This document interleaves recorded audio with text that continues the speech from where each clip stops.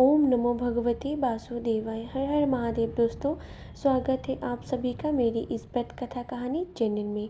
हर माह की पूर्णिमा पर भगवान सत्यनारायण की कथा सुनना या पढ़ना चाहिए। भगवान सत्यनारायण का कथा विधिवत पूजा किसी ब्राह्मण से भी करवा सकते हैं। भगवान विष्णु को हलवे का भोग लगाए। ओम नमो भगवते वासुदेवाय मंत्र का जाप कम से कम आप 108 बार करें। सर्वशास्त्र ज्ञाता सूत जी बोले, हे वैष्णव, मैं पूज्य आप सबने सर्व प्राणियों की हित की बात पूछी है। अब मैं उस श्रेष्ठ व्रत को अब लोगों से कहूँगा जिस व्रत को नारद जी ने लक्ष्मी नारायण से पूछा था। एक समय योग जी नारद जी दूसरे के हित की रक्षा से अनेक लोगों में घूमते हुए मृत्यु लोक में आ पहुँचे।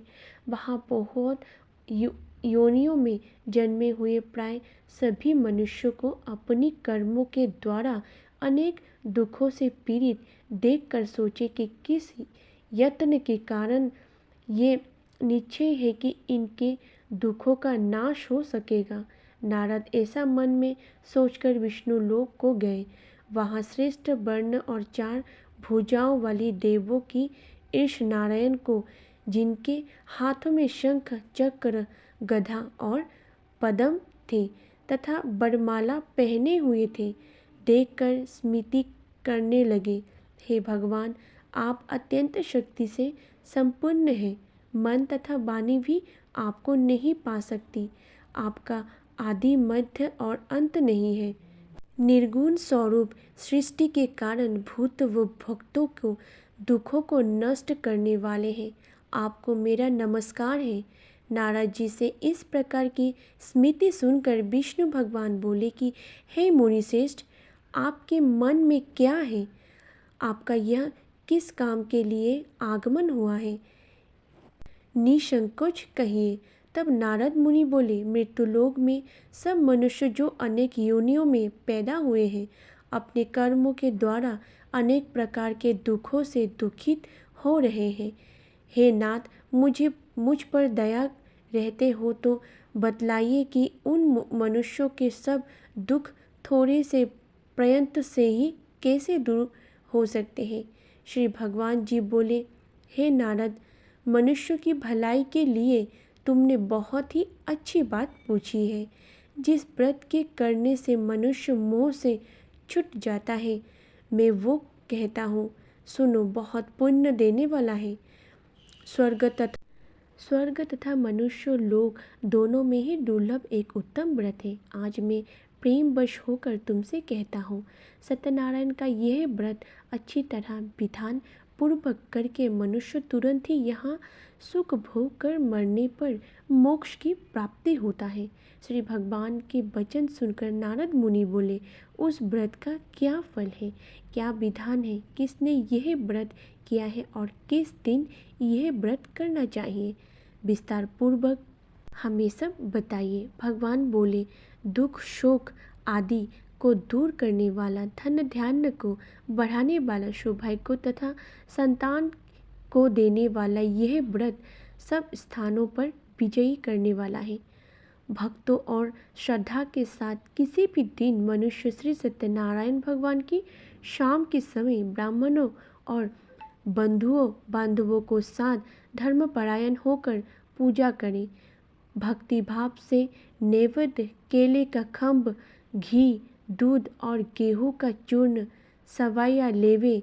गेहूं के अभाव में साथी का चूर्ण, शक्कर तथा गुड़ ले और सब भक्षण योग्य पदार्थ जमा करके भगवान को अर्पण कर देते हैं तथा बंधुओं सहित ब्राह्मणों को भोजन करवावे। तत्पश्चात स्वयं भोजन करें।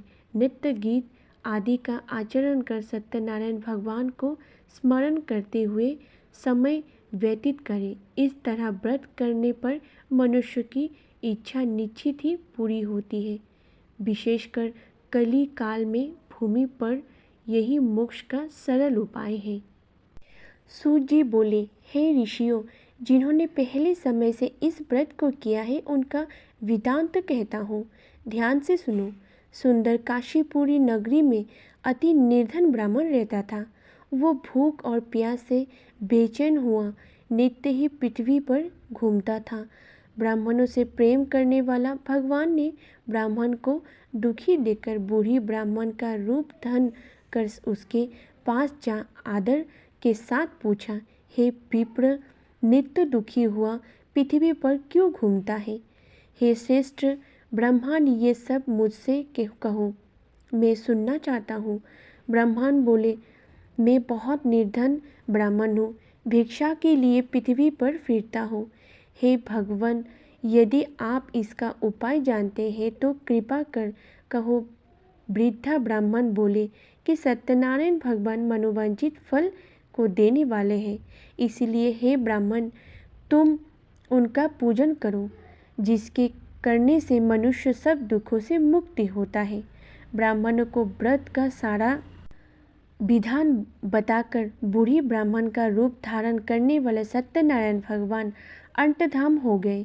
जिस व्रत को वृद्धा ब्राह्मण ने बतलाया है, मैं उसको अवश्य करूँगा। तब वो बूढ़ा लकड़हारा दाम ले और अति प्रसन्न होकर पक्के केले की फली, शक्कर, घी, दूध, दही और गेहूं का चूर्ण इत्यादि सत्यनारायण भगवान के व्रत की कुल सामग्रियों को लेकर अपने घर गया। फिर उसने अपने भाइयों को बुलाकर विधि के साथ भगवान का पूजन और व्रत किया। उस व्रत के प्रभाव से बूढ़ा लकड़हारा धन धान्य आदि से युक्त हुआ और संसार में समस्त सुख भोगकर वैकुंठ में चला गया। आइए सब मिलके बोलते हैं, सत्यनारायण भगवान की जय, माता लक्ष्मी की जय।